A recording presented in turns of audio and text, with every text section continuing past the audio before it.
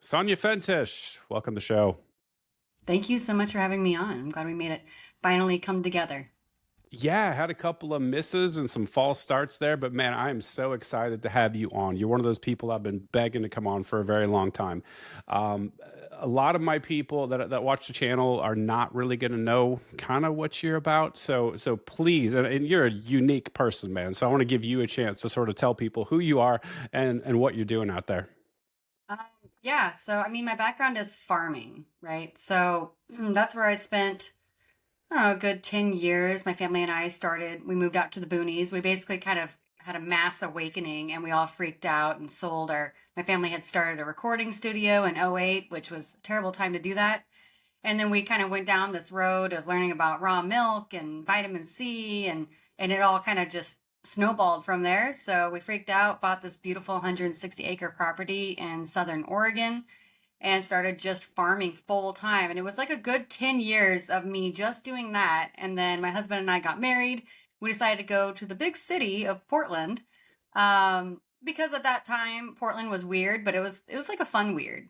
And yeah, like it was quirky, cool, and I always liked visiting there. And I was like, we could do this for a few years while you do your career. And but it was also fall of 2019, so it was Mm. right before the real storm of garbage happened. So, anyways, that kind of took me out of my. I had this mentality of the whole world could burn down. I really don't care. I've already taken care of me and mine.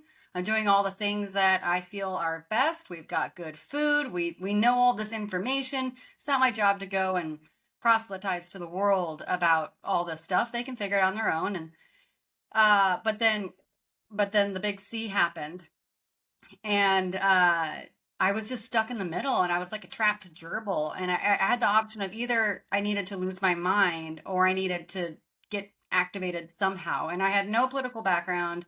I didn't really know anyone in Portland, but I linked up with one friend I had that was like, "Hey, this stuff's kind of crazy," and we threw our first rally on May Day in Oregon City. We had like 300, 400 people show up. And it was really, really neat. And that kind of catapulted me into everything that I'm into now and working with Libertarian Party, running for Congress, being the political action director for a medical freedom group, just all this really cool stuff that I never imagined that I would be doing. But through that political process, I was kind of getting farther and farther from my roots. And what really at the end of the day, I got very burnt out on just, we did so much for medical freedom and it really felt like we didn't move the ball very much. There was a mass awakening, which is great, but I got kind of burnt out and I was like, why are we begging all these systems to let us in? Maybe we should start building systems on the outside and and then let them do their thing and we'll go over here and do our thing. And my friend was like, "Oh, that's called agorism." I was like, "Oh, I thought I came up with that myself. This sounds You mean there's already like massive amount of books written about this? This is awesome." So then I became a fervent agorist. And then now I've kind of come to like a good balance point because one thing I realized was the echo chamber is your worst enemy and a great friend of the government.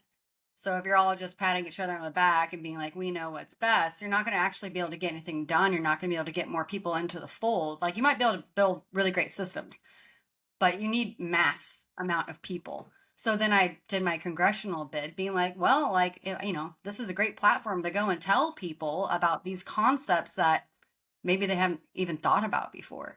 So that it's been a full circle type of experience with a lot of nuance added in at the end.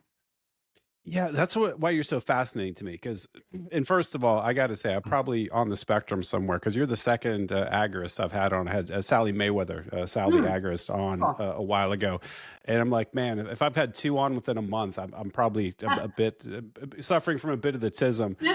But that aside. It's very interesting to me that you are an agorist or an agorist, depending on how people say it. Who's engaged in political action, right? Because that's typically one of the hallmarks of agorists is like, well, we're like, hey, I'm going to free myself, you free yourself. We're going to leave the system, gray markets, black markets, financial stuff outside of the traditional system. as a way to collapse the system, and without engaging in political action. So the fact that you ran for Congress was super interesting. I'm like, so I want to know like why you did that. Like what was the thought process behind that? Was it strictly I want to be an educator, kind of like Ron Paul did with the normies back in when he was running for president, or like what was the deal?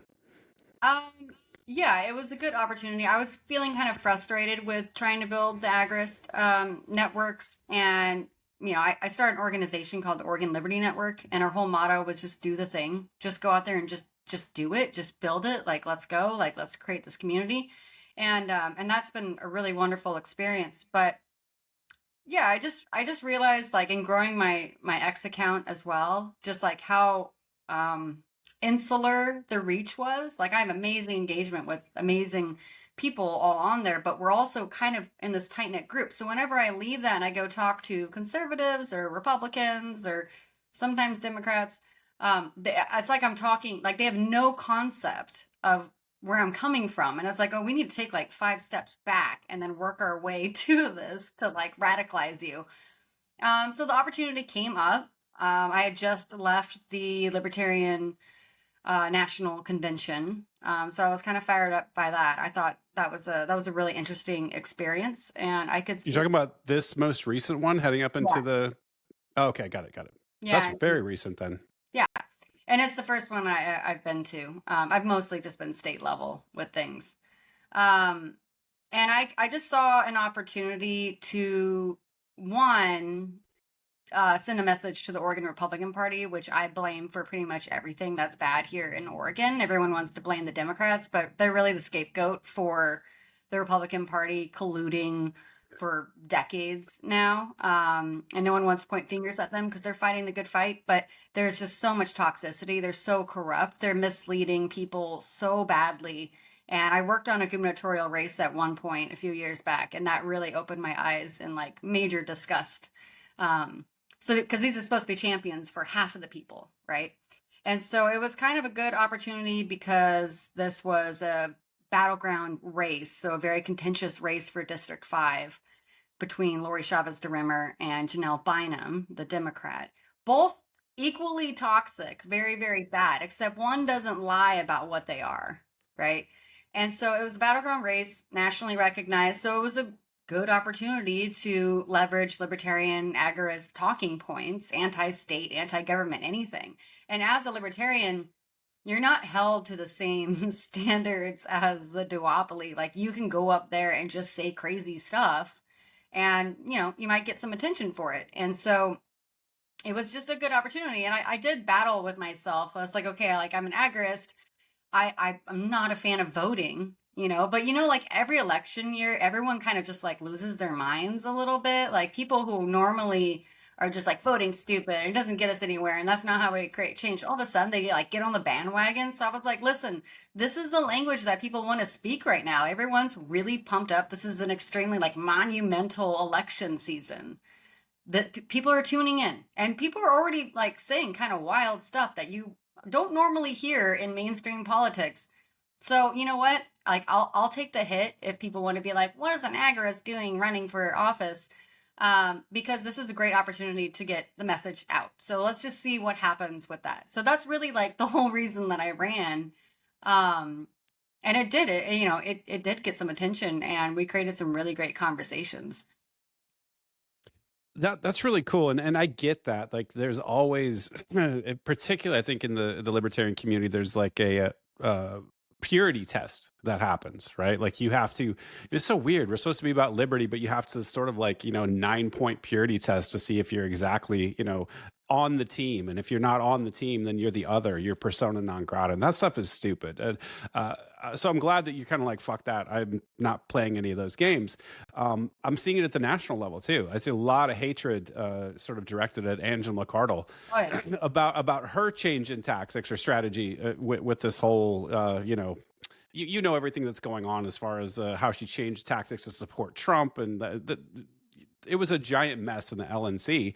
And I personally think voting is stupid and it doesn't change anything. And it's not the political action is not the way to freedom. Like you have to get people to understand and embody the concepts of liberty and personal responsibility, which is Big one. frankly why I think people don't like liberty in They don't. America right now, because that's the other side of the coin. It's not just freedom, it comes with responsibility, and people don't want that. Ask And them. so I'm a person that this entire podcast is about changing yourself for the better and trying to change the world through having conversations like this, right? That's where you start. You can't change it through force. You can't change this thing through fiat. So I've always been against political action.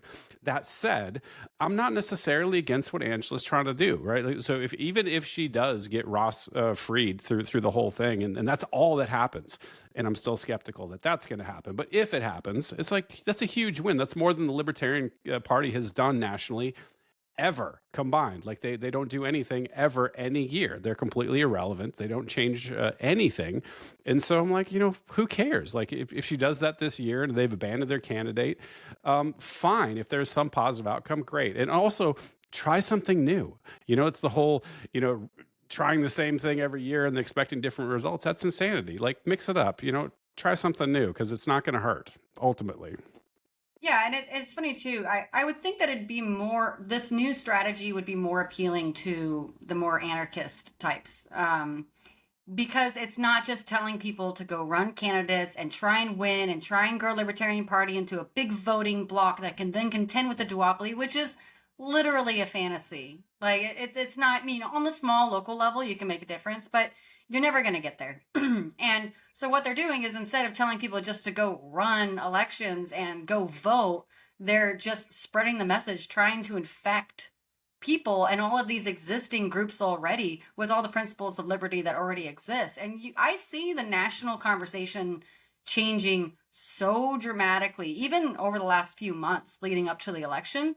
Like, I was like, this is a win. This is a win for me, because I'm hearing libertarian talking points coming out of the mouths of establishment Republicans, not establishment anymore, but like mainstream media, even like on the TV and interviews. Like, they're saying things that I've never heard them talk about before. They're like actually openly debating whether we should be taxed at all.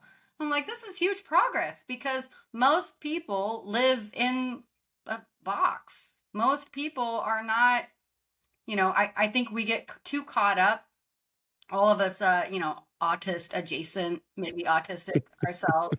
People, we're reading all this stuff. We're on all the forums. We're just like digesting this all the time. We're talking to each other. We're debating all these, minutia of the whole thing.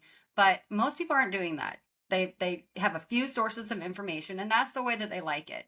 And, maybe in a few generations, something like that will shift with the advent of the way that our media has changed through podcasts and moving away from legacy media. But right now, this is what we're working with. So if the point is to shift culture and, teaching people how to even have personal responsibility in the first place, when we've lived in a nanny state, we're very well taken care of. We're so comfortable. Like, we have to think, what are we asking people to do? We're asking them to give up like so much comfort, so much stability. It's like, even like just one thing that woke me up was, I homeschooled for a long time with my kids. They're now in a little charter school, which is a sweet little farm charter school thing.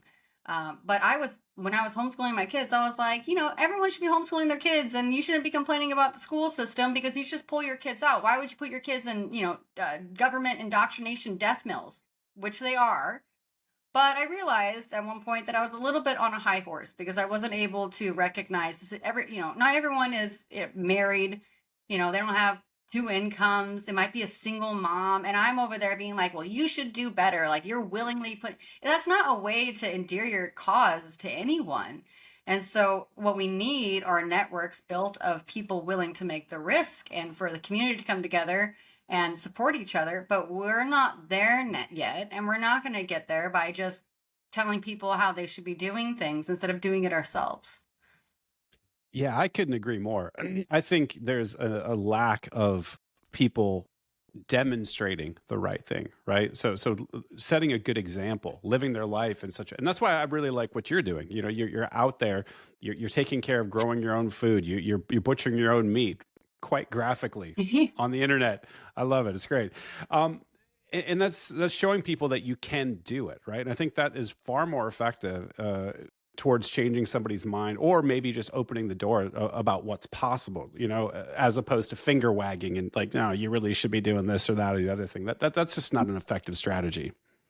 Yeah, I agree. And I feel like that's something that's kind of protected me from, I didn't get too much hate for running. Actually, I was surprised how much hate I did not get for running for office as an agorist.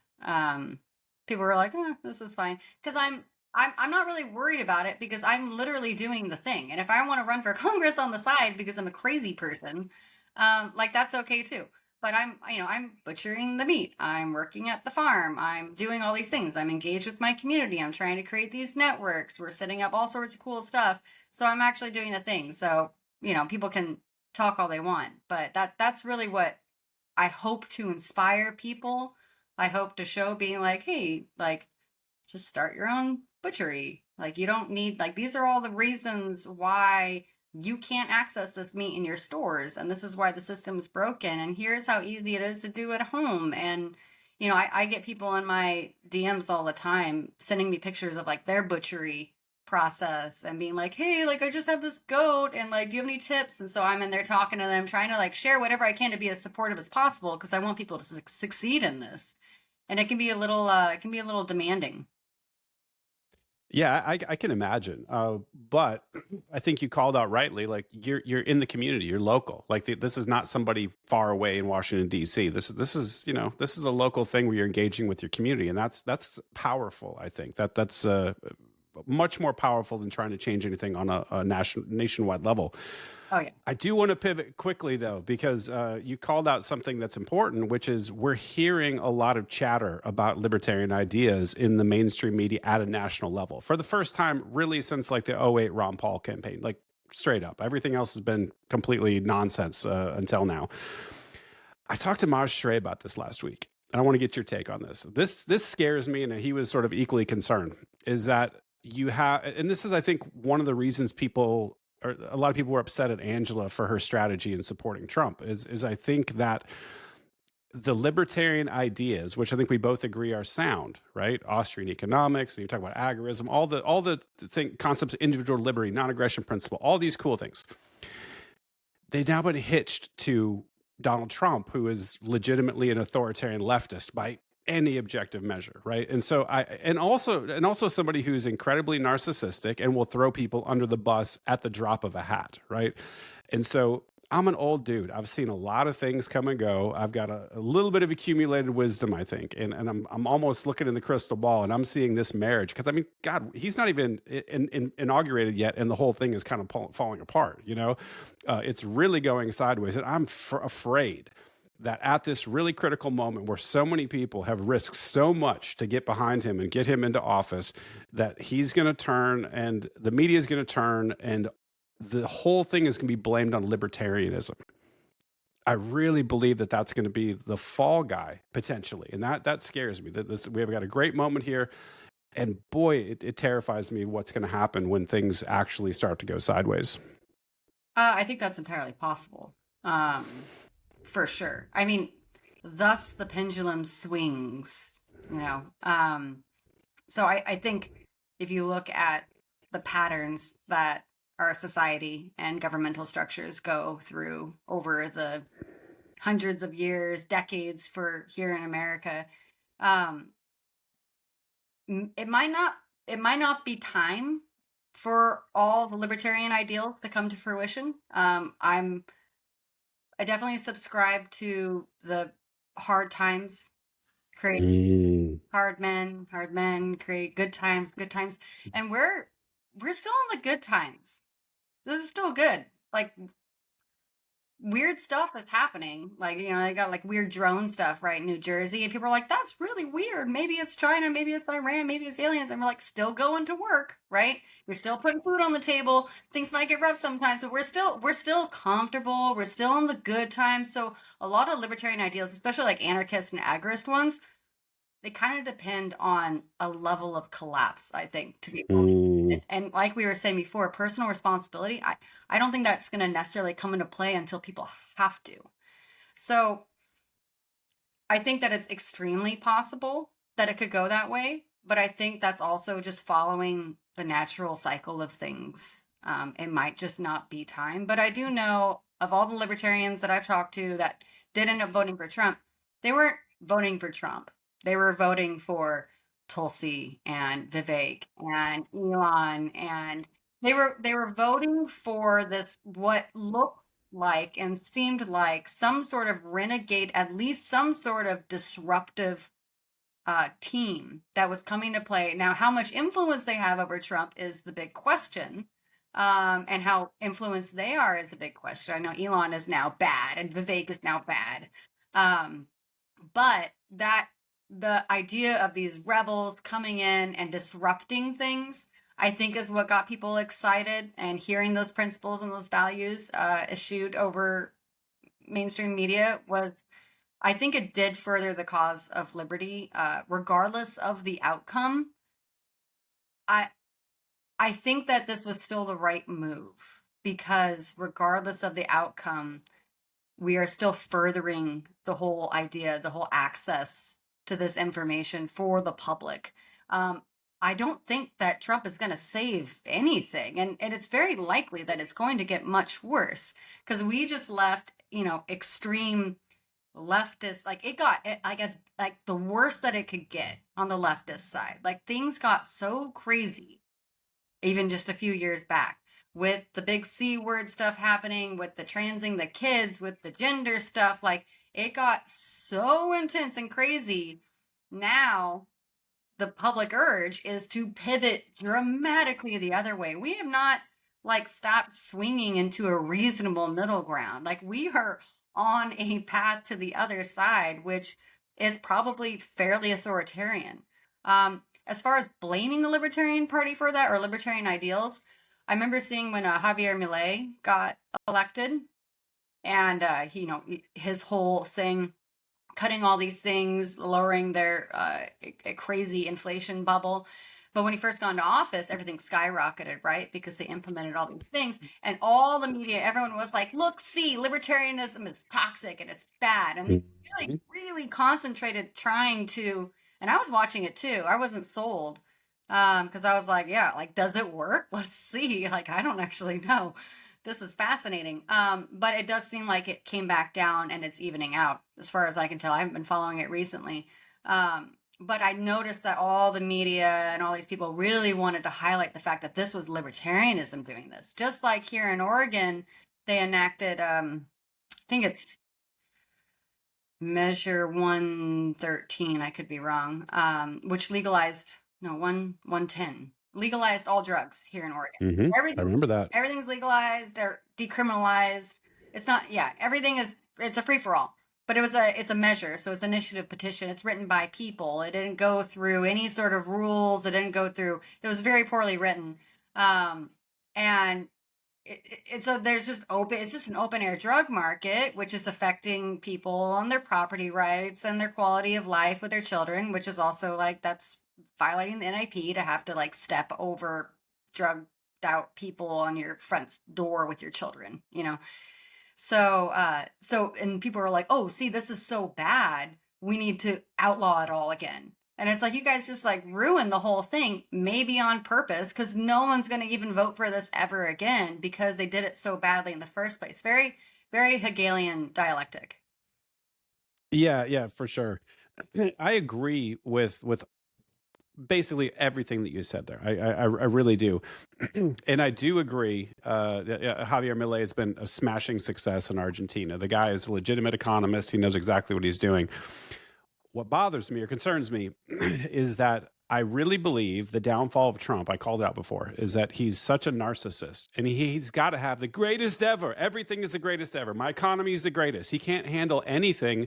He's a That, you know good that comedian, though. he's a hilarious comedian. He's a hilarious human being. I think he's funny as hell, but he terrifies me leading the United States, because the cure, as we know, right? You know anything about economics at all? The cure is a deep, quick recession. Like, you have got to cut government spending to the bone, and it will have downstream impacts, and it will reshuffle the entire economy. In order to get better, you have to get off of heroin, or you've got to stop injecting that shit into your veins. And that withdrawal period is going to be painful. And the media will jump all over it, just like they did with Javier Milei, and say, look, this doesn't work. This is destroying the economy. And I don't believe that he has got, number one, I don't think he wants to do it at all. The guy is essentially the most fiscally liberal president we've ever had in the history of the United States. This blew my mind. I'm sorry, just to contextualize this a little bit.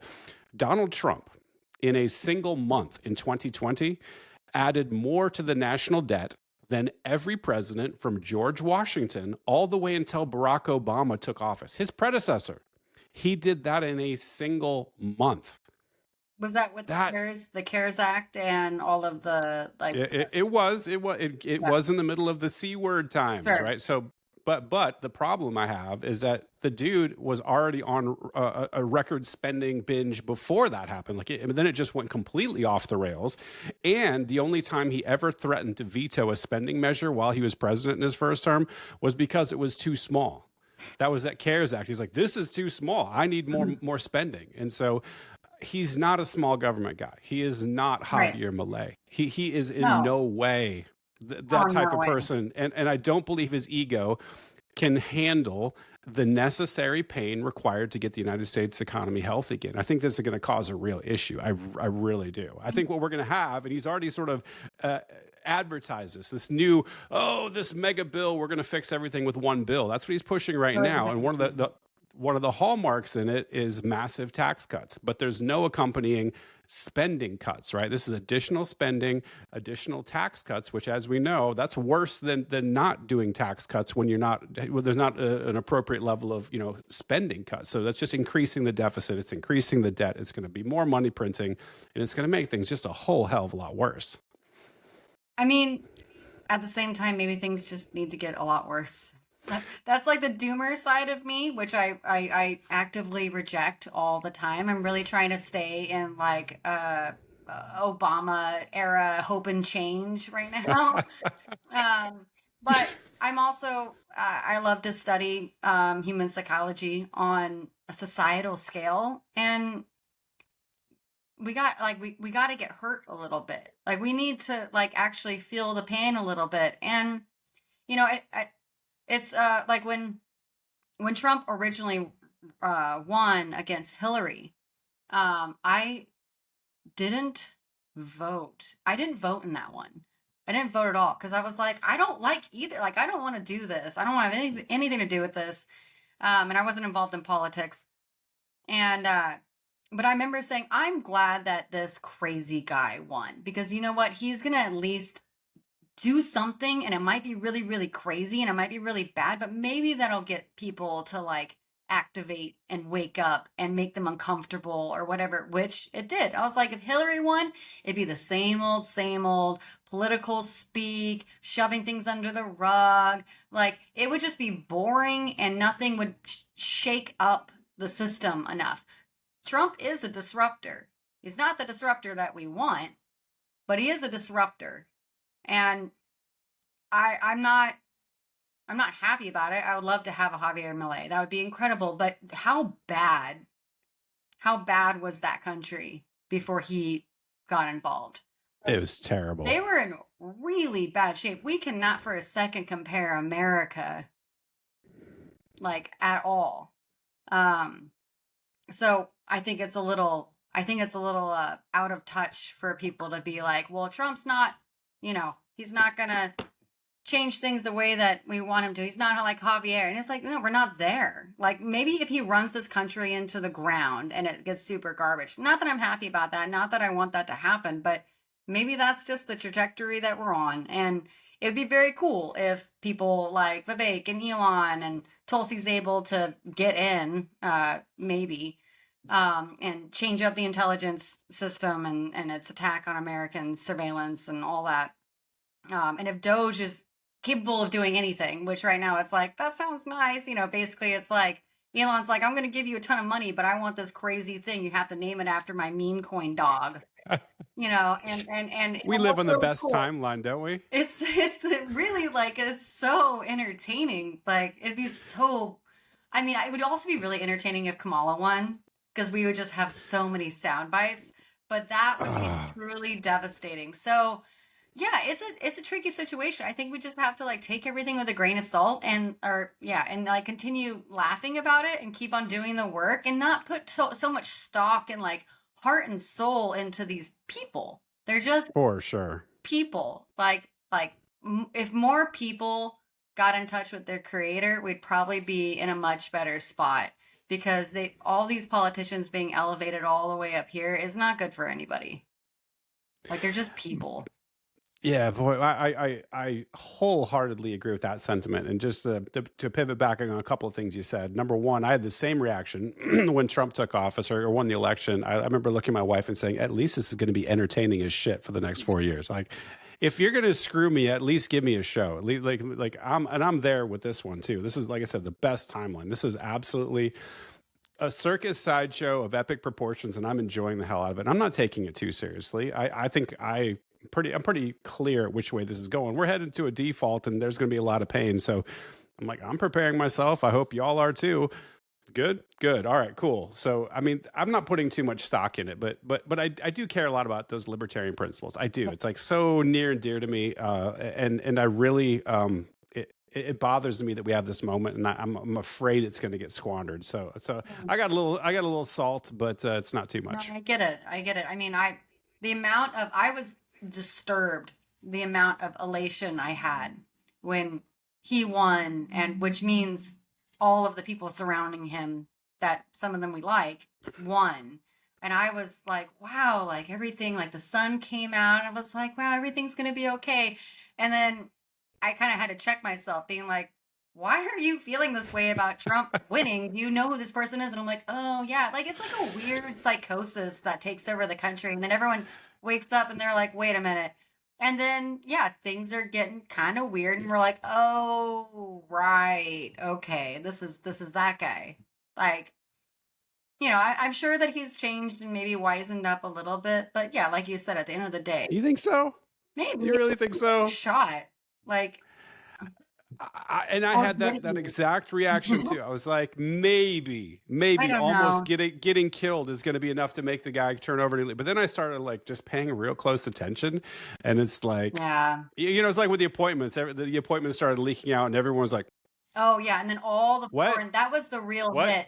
Because I was What?" like, this is gonna be so cool. We got like all these people that are gonna be in there. We got like Robert RFK, who I do not agree with on pretty much everything except for medical freedom. And what he's done for medical Hmm. freedom is wild. Like having been a part of the medical freedom community for a long time and children's health defense, and then seeing that guy being nominated for Health and Human Services, like that's huge. And as long as he stays in his lane, I don't care. That's fine. So it's like, yeah, this is so cool. We're gonna make the coolest country ever.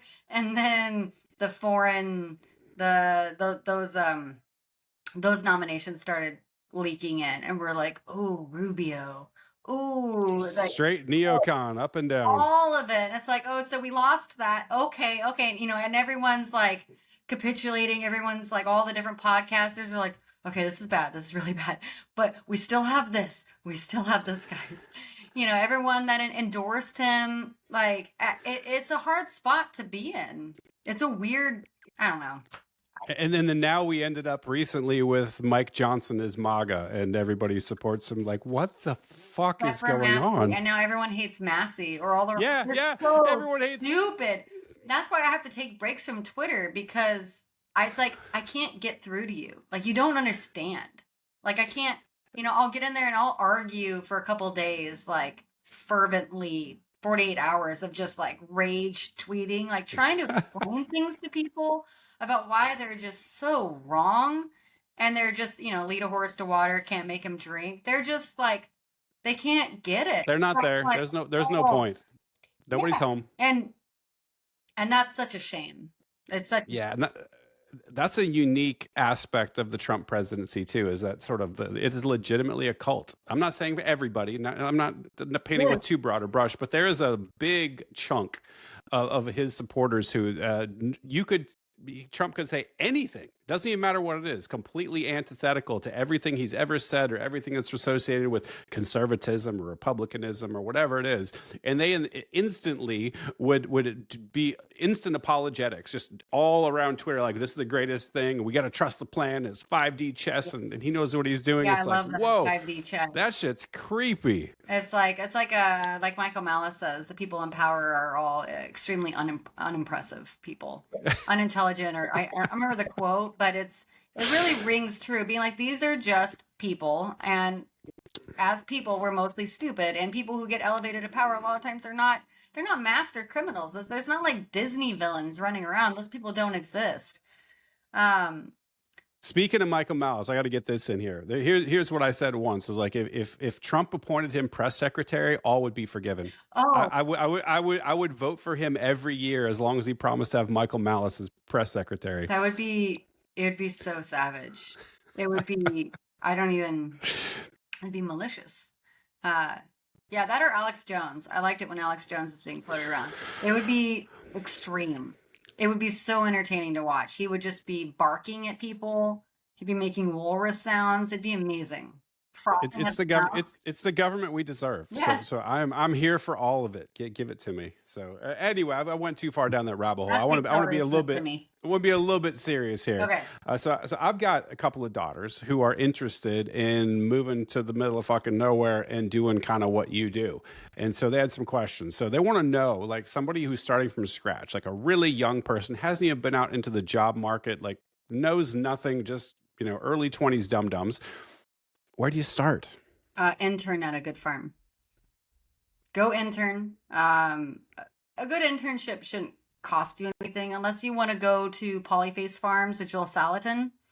I think that costs a little bit, and maybe you get a stipend back and you get really good training. It's a great place. Any regenerative farm is going to know who Joel Salatin and Polyface Farms is, but it's also like really hard to get in. But find a farm in a place that you want to live in, doing what you want to do. And that is the fastest way to accelerate your learning. It's really just jumping into it and doing it. And you don't have to take on any of the risk.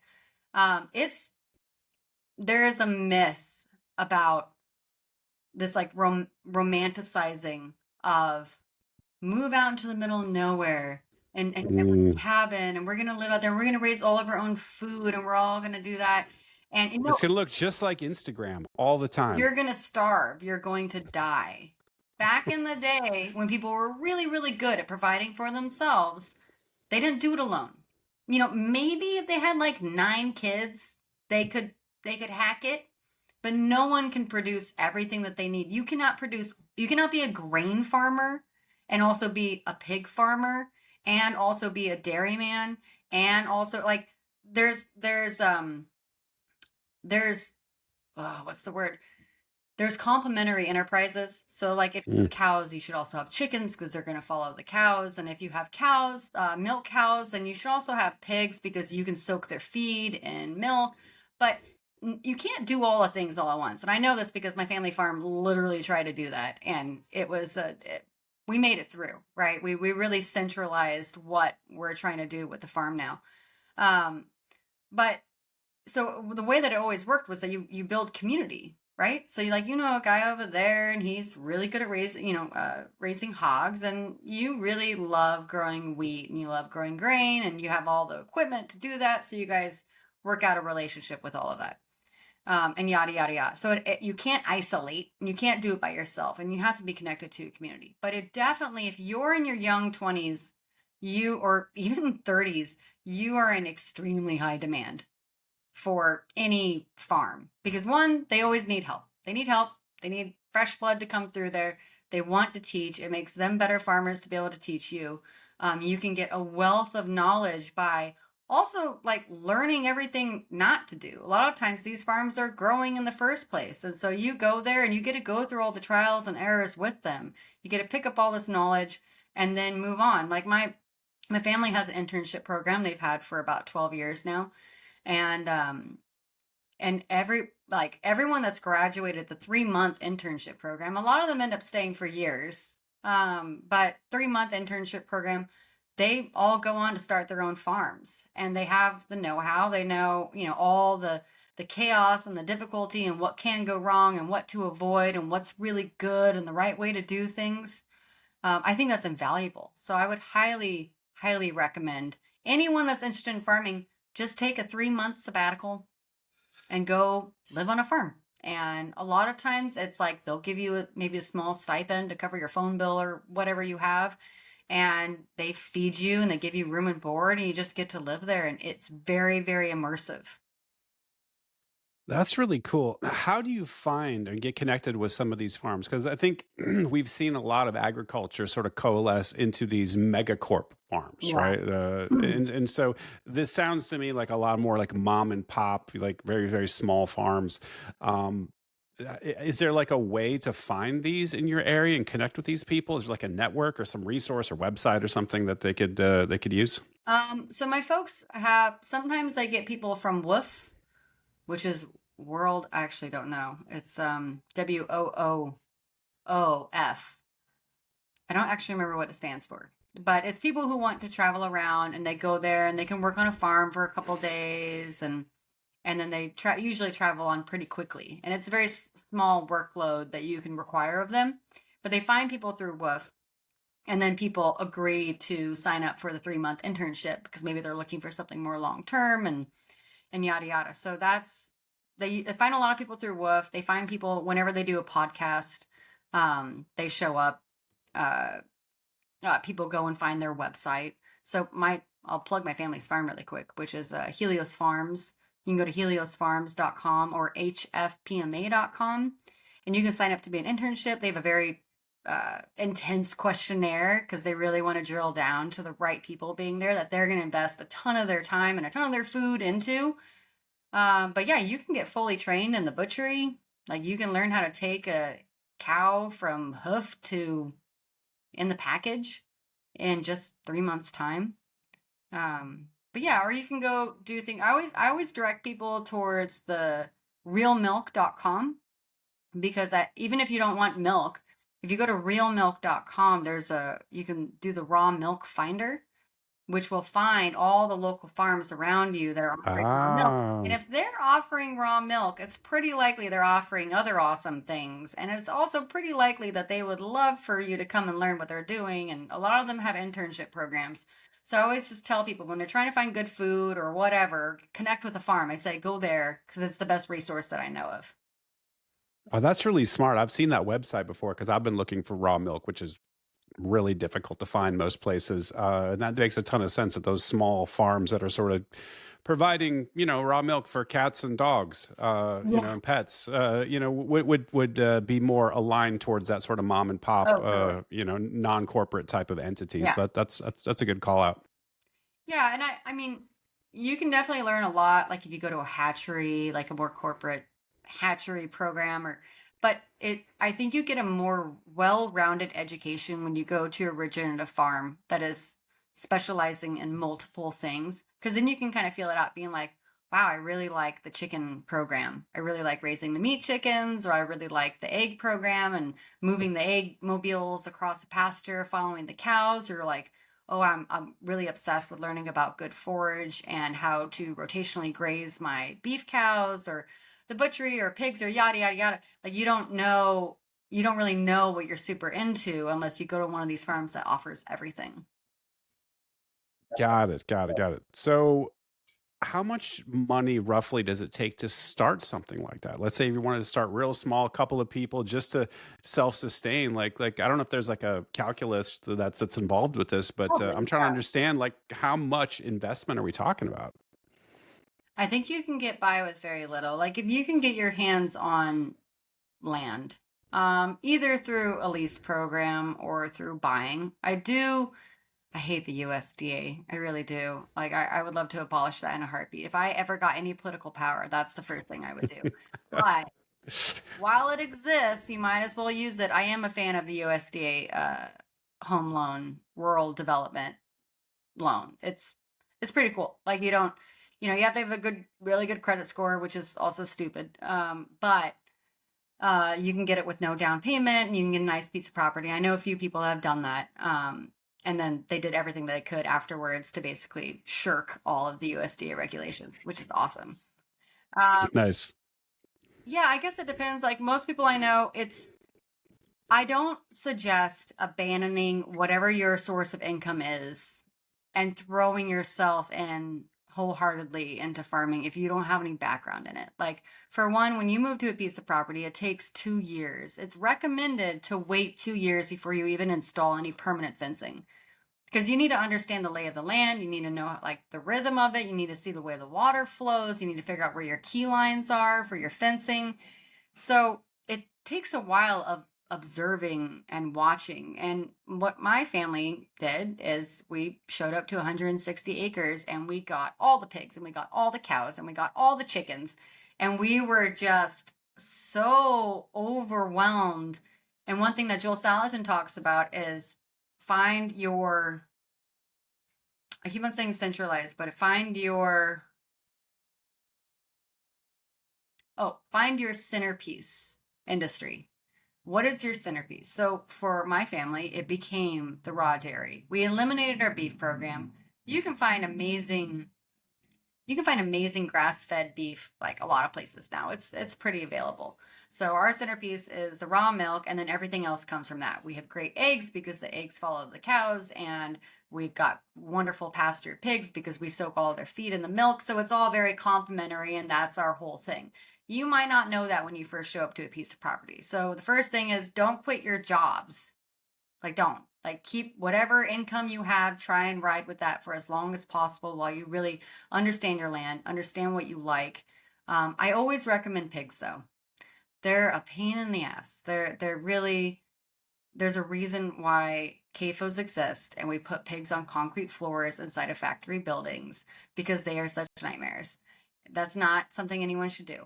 But they are going to get out all the time, and figuring out hot wire is such a thing, but they are going to give you the best bang for your buck. Pastured pork is in super limited supply. It's very hard to find pork that isn't raised, that is raised without corn and soy feed. And they're delicious. And if you have a forested property, you can move them through the forest pretty well.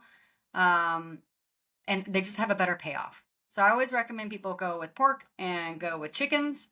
If you've got tons of lush pasture, it depends on where you live. It didn't really work for us here in Oregon. But if you're over on the East Coast in the Appalachia area, running beef cattle is really great. So it just depends on, there's so many different things. As far as like a number, I don't really know. It just depends on how smart you are about it. You know, it depends on what you need. Like if you're raising hogs, you need very little infrastructure. But if you're raising beef and you want to do your own butchery, you need to build the butchery, you need to build the walk-in, you got to get the rails, you got to get the walk-in freezer. You have to do the same thing with pork, but Yeah, yeah. That reminds me. Talk to me about butchering cattle, because I know you do it yourself, right? But my understanding is that a lot of the supply bottlenecks have to do with processing. Right. I have a guy that I work with. I don't know if you know him, Marco from Independence Arc Farm. He does a bunch of grass-fed, grass-finished regenerative beef out of Arkansas, and he's got a processor for all of his animals. And so I'm hearing that's kind of like, and I think it has something to do with regulations. There's some sort of like, it's like a hyper-regulated thing is of processing the meat. Is that true? Is that yeah. a real thing? Is that why you do it yourself? Yeah, so it depends on if you're selling retail or not, and it depends on the state. But here in Oregon, we have the Oregon Department of Agriculture, and then we also have the USDA. If you want to sell retail, or if you want to sell to restaurants, so you want to sell cuts, you have to send all of your livestock, except for chickens have an exemption up to a certain amount. But all of your beef, all of your pork, I believe all of your lamb has to go to the USDA approved slaughterhouse. Um, about 8 years ago, there was one in Oregon, in Springfield. I think that there might be two now. So you would have to pack up all your animals, put them in a trailer, drive them there, which a lot of people don't want to do because it's extremely stressful for the animals. It's going to affect the meat. A lot of people want their animals raised and dead on the same property. It's just what makes them feel good. And there's good reason for it. And so if you want to sell retail or restaurant, you have to do that. There's no way around that whatsoever. But then there's the ODA, so you can sell for beef, you can sell halves, you can sell whole, halves, and quarter beef to people. But you have to pay a mobile butcher to come to your property. They'll harvest your beef, they'll take it away to their butchery, they'll cut it up, they'll talk to the client that wants to buy the half, whole, or quarter, and they'll package it, and then it's all stamped with not for resale, right? Mm, And they do the same thing with pork. Every state's a little bit different, but I think it's basically the same across the board. So USDA has a total control over the retail market for the most part. got it. That makes sense.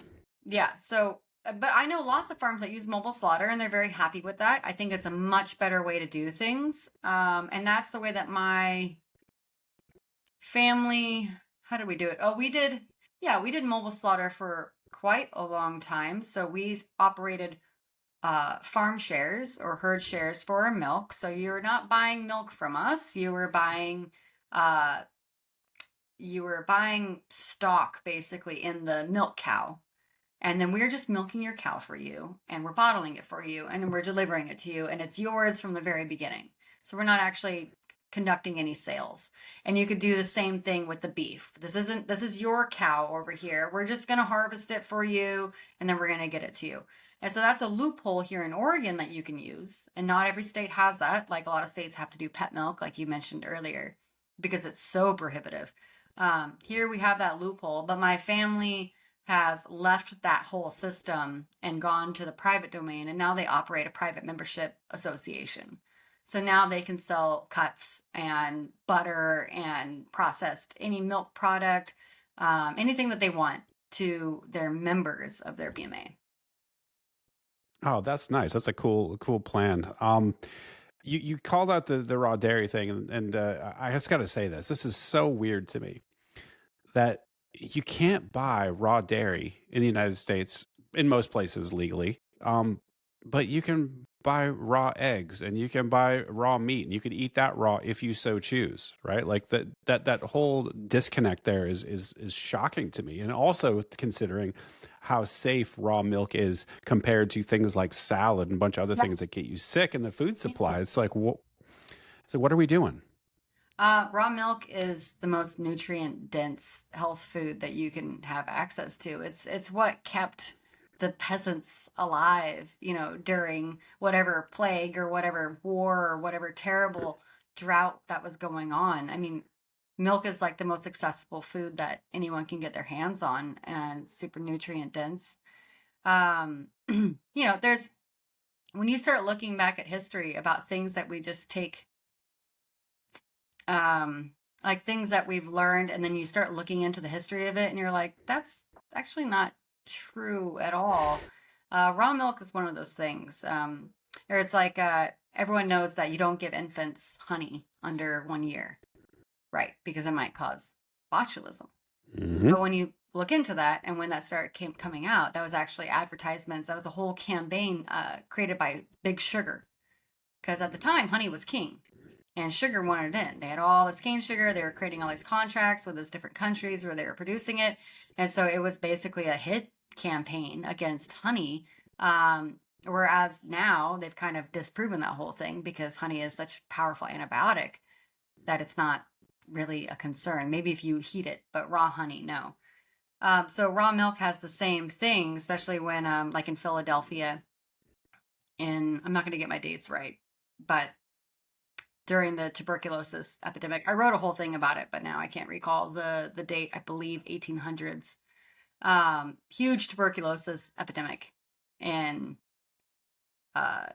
during industrialization in the inner cities, and everyone was getting sick from this weird blue milk that they had to add chalk to, and everyone was getting sick. And tuberculosis, I mean, that's no joke. That's a really nasty disease. Like, everyone's going to be turned off by that forever. But meantime, in the farmlands, they weren't suffering the same levels. And this is not something that you were able to look at the evidence until much, much later. And so Louis Pasteur came along, and he's the father of pasteurization. And he said, well, we're just going to nuke this milk and kill every single thing in it, and it's going to be safe. Instead of addressing the actual problem, which was they also had these wonderful distilleries and all these swill factories where they were just making mass amounts of alcohol. And they're like, what do we do with all the swill spent grain? I know. Let's put cows underneath the factories in the basements and we'll just feed them all of the spent swill grain. We'll keep them in the dark. They'll stand in their own muck and everything's going to be perfectly fine. No, the milk was like a weird blue color. They had to add chalk. Everyone got sick except for out in the farmlands, except for rural. And so it's like, yeah, instead of addressing the actual issue, they just covered up the symptoms of it. So a lot of your raw milk fear, people always talk about tuberculosis. They always talk about why we pasteurize milk. People were getting so sick, which is true. But it doesn't actually address the core issue. Yeah, yeah, and I think that the pasteurization process is for people who aren't aware, it's killing some of the good microbiota in the milk itself, right? And so All there's a lot of evidence. Well, I don't think all of it, right? 'Cause I thought there's different types of pasteurization. there's Like for some, example, sure. like down we have this local market here that gets milk from someplace in Kentucky, and it's like whatever the minimum pasteurization level that is allowed, like minimally pasteurized. It doesn't quite kill everything, but it's certainly not Yes, yes. the same as raw milk. But I think that there's a lot of evidence, and I could be wrong here, but I think that I've seen a lot of evidence that suggests that raw milk, the fact that we're not drinking it, is contributing to asthma and a bunch of things in kids that don't really seem to exist for kids who drink the raw milk. Right. So, like if I don't know if they have this out where you are, but here we have this yogurt called Nancy's yogurt, and it's known to be like super high probiotic. They have all these different strains of lactobacillus bacteria in there. It boasts like 4 different strains with hundreds of thousands of cultures or yada yada yada. But with raw milk, you're actually getting introduced to a million different strains with a million different cultures. There's this huge variety in the bacteria that you're encountering. And I think that our gut health has definitely been compromised over the years because we just don't have access. Our microbiome is no longer having something that we had for so long. Whereas the pasteurized milk, yeah, I mean, there's definitely a difference between pasteurized and ultra, which is like I think it's like in Asian countries like Japan, the milk is just sold on the shelf. Like it's not in a cooler because it's so ultra pasteurized. It's Hmm. like this dead inert thing, which really freaks me out. Um, but yeah, and then that could have counter indications for your health. Drinking that. I know that I can't cite the study, but I did read at one point that one possible cause of osteoporosis was the pasteurization of milk, which is kind of funny because there's the Hmm. whole Got Milk campaign saying that the calcium in the milk is good for your bones. But the thing about pasteurized milk is that I think it's the phosphate or phosphorus, um, must be intact in order for the calcium to be properly absorbed, but that is destroyed during pasteurization. So you might be drinking a lot Hmm. of calcium, but your body's not necessarily able to absorb it. Interesting. Yeah, and I think there's some benefit with raw milk with respect to lactose intolerance too. I've heard stories, and I don't know if this is true. I'm totally doing like bro science here, but I thought I had heard that people that are intolerant to pasteurized milk, they can actually drink raw milk and be totally fine. So I got attacked on this pretty hard recently, and unfortunately, I couldn't find the studies to back it up because also the like science and information moves so fast, and I I have all these studies that I read like 10 years ago that blew my mind, and now when I try and look them up, I can't find anything on Google anymore. I'm just gonna use like Grok AI to try and find these studies from now on. Like seriously, like Google is impossible to navigate. But yeah, so my personal experience out of the probably close to 1,000 families that we've served, at least, not one person who is lactose intolerant has been unable to drink our milk. And Mm. what I knew to be true, and I can't back it up with a study, unfortunately, but what I knew to be true was that this is because raw milk still has the lactase enzyme, intact. And people who are lactose intolerant, they don't have the lactase enzyme in their gut naturally to be able to digest lactose. Mm. And so when they drink the raw milk, it has the lactase, they're able to digest it. When they drink pasteurized milk, the lactase enzyme has been destroyed, they can't digest it. Makes sense to me. And we've had case studies of hundreds of people at this point who were like, I can't drink that, it's going to destroy me. And we're like, just do it. Like, we promise, it's not going to hurt you. It doesn't hurt them. Now, if you have a casein intolerance, that's that one we haven't quite figured out how to navigate, but it's much rarer than lactose intolerance. So it's more of like Got it. pasteurized milk intolerance. Got it. Got it. Yeah, I've got one daughter who's lactose intolerant. I've been trying to encourage her to at least give it a try. So I might want to try to do an N of one experiment one of these days. I just need to get my hands on some raw milk somewhere. Yeah, a lot Know of anybody? people who are lactose intolerant can also handle like heavy cream and butter better than milk. But yeah, I'd be surprised if you can't find a raw dairy around you. I'm not exactly sure where you're at, but I'm in Nashville, and it's actually surprisingly difficult. huh, It's like easier to get. There's a place in Pennsylvania, the Dutch whatever farms. It's actually easier to get it there than it is locally here. It's weird. kind of weird. I bet there's something. Okay. Yeah, I just got to look harder. Yeah. I'm not originally from here, so just my background. I lived in Seattle for like the previous Oh 10 years wow. before we moved here, like 2.5 years ago. So I Oh, escaped the lefty congratulations. Northwest. Yeah, thank you. Wow. I Yeah. love it here. This overall, it's way better. And I was thinking about what you said in the beginning about Portland. So I totally vibe with what you're saying, because I used to go to Portland all the time, and it was cool, it was weird, it was eclectic, it had this vibe about it. And boy, when the whole pandemic thing took off, that place turned into a dystopian nightmare so quick. I couldn't even believe it. So you're probably familiar with Voodoo Donut in Oh downtown yeah. Portland, right? That's a iconic Like a place. staple. And I used to take my kids when they were little. We'd go down and we'd just go get some donuts and come back to Seattle and just do a day trip. And decided to do that when we were bored in the middle of the pandemic. And it was like, holy shit. I That's the worst place you could have gone. it is that area of town was the most nightmare. Like, it was so bad. The entire downtown Portland was covered in plywood from like 20 feet in the air. It was all like graffitied over, except for, weirdly, like the Scientology place, the Church of Scientology. Like, that was the only place that Like, didn't have any plywood. we're good. Yeah, I don't know what kind of Yeah. Xenu magic they were deploying, but that shit was wild. But there was just like literally like meth zombies in the streets, just Yeah, they like took over the every. city. There was no one left. It was like a zombie town. I tried to tell my friends this, but if you could have told me, you could have dropped me in the middle of Portland at that time and said, "There's been an apocalyptic event, and this is like literally like zombie land," and I would have said, "Yeah, checks out." It was insane.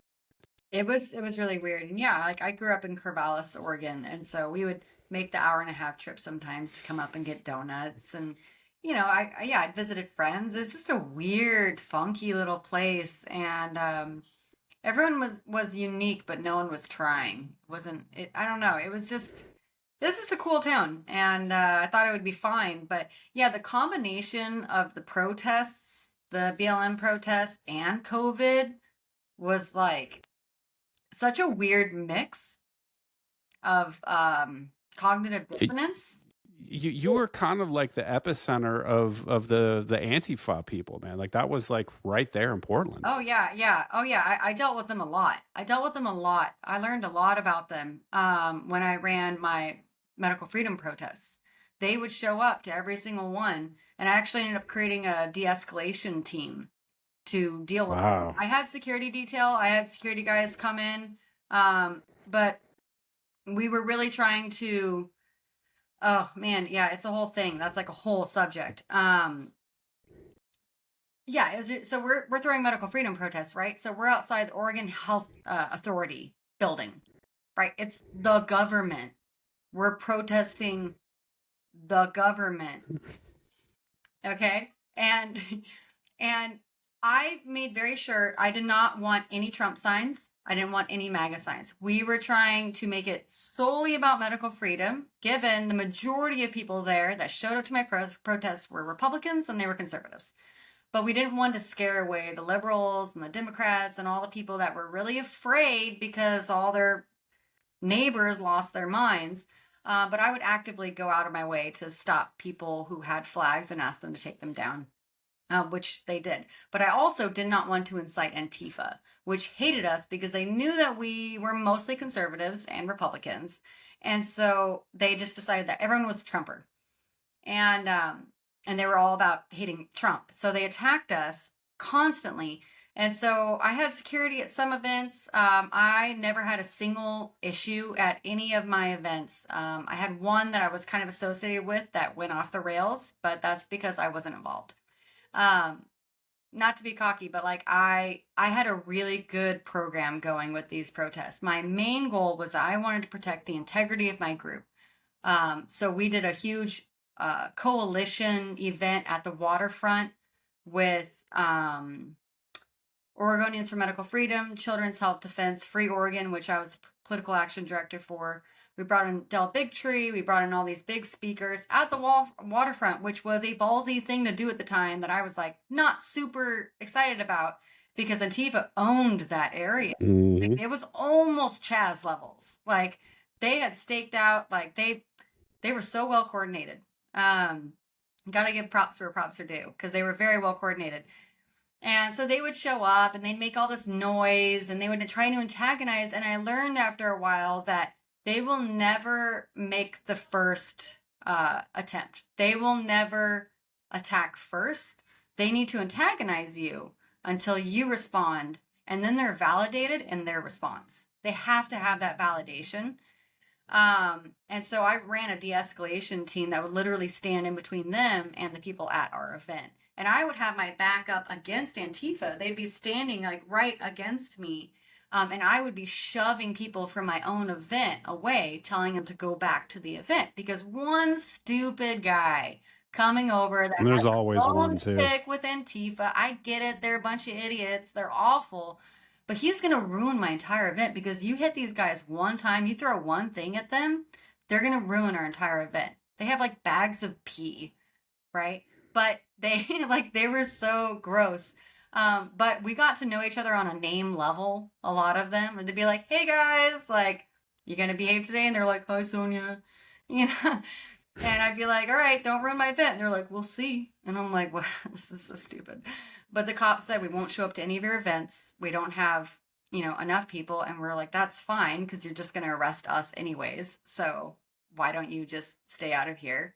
So anyways, you brought up Antifa. I got to know those guys. And it's funny because I would bring up to them, I'd be like, you guys realize that we're protesting the government right now. And you showed up to protest us protesting the government. Like, are you anarchists? And they're like, no, we're anarchists. I was like, you're not. You're No. literally statists right now. And then after a while, they stopped showing up. And I think that they were just starting to realize that there was no fun. None of us ever responded. And they started realizing that they were statists. So You think they actually realize that? Okay. That's interesting. There's a few times I pointed out where they were like, they got very uncomfortable and would stop talking. Because it's like, what are you doing? Like, you can not like what we're doing. That's fine. And you have every right to be here. And that's totally fine. I killed them with kindness. But realize, like, what you're doing. Like, do you really love the government this much? And then they would just go away. Then you get bored. So it's a whole rabbit hole. That's a hell of a strategy. Well, hey, we're already almost 10 minutes over time. I don't want to take too much of your time, but it was really, really enjoyable. I was so happy that you finally came on. I've been waiting for this for a really long time. So really thank you, and best of luck in the future. I got to have you back at some point. I really do. I feel like I've only scratched the surface. Yeah, there's a lot. Yeah, you unlocked the door with Antifa story, so there's a lot more. But I appreciate you having me on. That was really fun. Yeah, 100%. Chat later. All right. Bye. Bye.